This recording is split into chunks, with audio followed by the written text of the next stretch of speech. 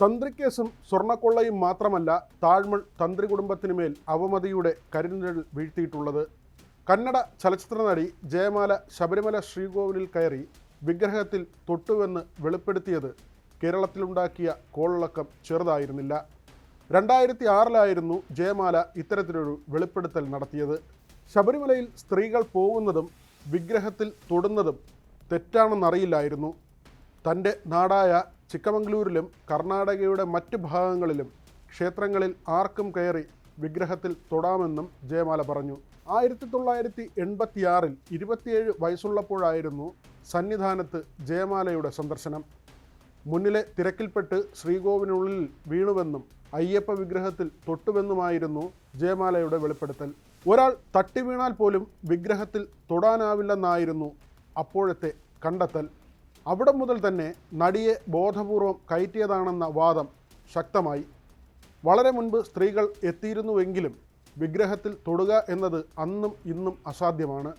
ആദ്യ ഭർത്താവും തെന്നിന്ത്യൻ നടനുമായ പ്രഭാകറുമൊത്താണ് വിഷു സമയത്ത് ജയമാല ശബരിമലയിൽ എത്തിയത്.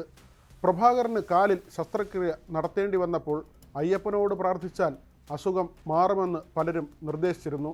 18ാം പടി കയറാനാകില്ലെന്ന് പറഞ്ഞതിനാൽ പിന്നിലെ വഴിയിലൂടെയാണ് പോയത്. ഭർത്താവും കൂടെ ഉണ്ടായിരുന്നു. പ്രമുഖ നടനായതിനാൽ അദ്ദേഹത്തെ പലരും തിരിച്ചറിഞ്ഞിരുന്നു. തിരക്കിൽ താൻ ഭർത്താവിൻ്റെ ഇരുമുടിക്കെട്ട് വാങ്ങി കയ്യിൽ വെച്ചു. തിരക്കിൽ ചെന്ന് വീണത് അയ്യപ്പ വിഗ്രഹത്തിന് മുന്നിലാണ്. അത് എങ്ങനെ സംഭവിച്ചുവെന്നറിയില്ല. ഞാൻ ആ പാദങ്ങളിൽ തൊട്ടു പ്രാർത്ഥിച്ചു. അകത്തുണ്ടായിരുന്ന ആരോ എനിക്ക് റോസാപ്പൂവ് തന്നു. പുറത്തിറങ്ങിയപ്പോൾ അനേകം പേർ എൻ്റെ കാൽ തൊട്ട് വന്ദിച്ചു. അയ്യപ്പനെ തൊട്ടയാളെ ഇങ്ങനെ തൊട്ട് പ്രാർത്ഥിക്കുന്നത് കണ്ടപ്പോൾ അയ്യപ്പൻ്റെ മഹത്വം ഞാൻ തിരിച്ചറിഞ്ഞു. ഇങ്ങനെയായിരുന്നു ജയമാലയുടെ വെളിപ്പെടുത്തൽ. ശബരിമലയിൽ 2006 നടന്ന ദേവപ്രശ്നത്തിൽ പങ്കെടുത്ത 21 ജ്യോത്സ്യന്മാരിൽ ഒരാളായ ഉണ്ണികൃഷ്ണ പണിക്കർ അയ്യപ്പ വിഗ്രഹത്തിൽ സ്ത്രീ സ്പർശമുണ്ടായെന്ന വെളിപ്പെടുത്തൽ നടത്തി. ജയമാലയിൽ നിന്ന് നേരത്തെ തന്നെ വിവരം മനസ്സിലാക്കിയ ജ്യോതിഷി ഇങ്ങനെ ഒരു വെളിപ്പെടുത്തൽ നടത്തിയെന്ന കണ്ടെത്തലാണ് പിന്നീടുണ്ടായത്. പ്രശസ്തി ലാക്കാക്കി സഹായിയായ AN രഘുപതിയുടെ സഹായത്തോടെ നടി ജയമാലയെ ഫോണിൽ ബന്ധപ്പെട്ട് പിന്നീട് ഇക്കാര്യം സ്ഥിരീകരിക്കാൻ ഉണ്ണികൃഷ്ണ പണിക്കർ പ്രേരിപ്പിച്ചുവെന്നും ഈ നടപടി ഭക്തരുടെ മതവികാരം വ്രണപ്പെടുത്തിയെന്നതിൻ്റെയും പേരിലായിരുന്നു ഒടുവിൽ ജ്യോത്സ്യരെ കൂടി പ്രതി ചേർത്ത് കേസെടുത്തത്.